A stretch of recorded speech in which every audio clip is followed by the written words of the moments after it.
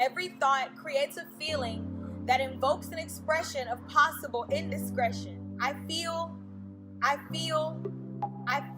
Though that's what my eyes see and my mind creates a picture of, I know that's not what's real.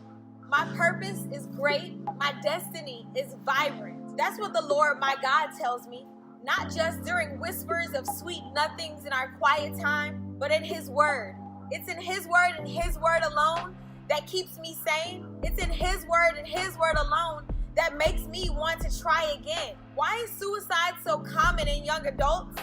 Because the devil finds cutesy ways to make us feel we'll always be beat to a pulp. He points out the idiosyncrasies, the flaws, and the pains, shows you how that's all you'll have to gain from this life of destitute affliction. And no matter how hard you try to keep looking to survive, you'll always be low, you'll always be ugly, you'll always be on the go, searching and hungry for more, until you can find places in His Word to hold on to, until you can find promises to His children that you can identify with.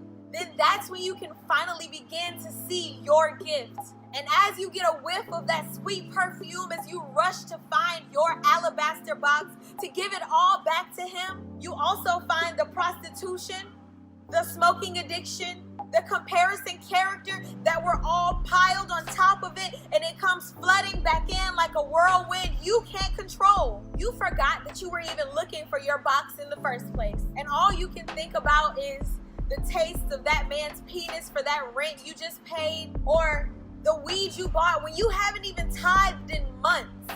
Then in rushes those thoughts, in floods that pain that encouraged you to be vain towards the grace that He supplied over 2,000 years ago. There's that beat I was looking for.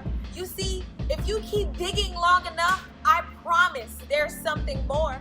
Even when you feel low and ugly, He'll remind you of how He adored you before you were formed in your mother's womb. He'll show you how you didn't have to go down the path of doom and gloom that you were going down to try to hustle and grind to make it to the top, because He is the top, the tip, the greatest of all time. And because you are His, you get to share in His shine. As I blow the dust off of my alabaster box and walk into a room that I know I'm not technically supposed to be, I stop and freeze as everyone looks at me, because I think that they're looking because of how people used to look, because they used to lust, and now they just want to say hi. I get scared and feel that I must hide my box. I must protect my gifts because I know how they belong to Jesus. His Word says that I am the holder of the ark at all times, so I must be worthy though, right? As I break the sweet perfumes over my Savior's head and repeat the words that He says to me day after day, I become stronger. And I hold my life at ultimate value, because every single wonderful day I'm reminded that I'm His daughter.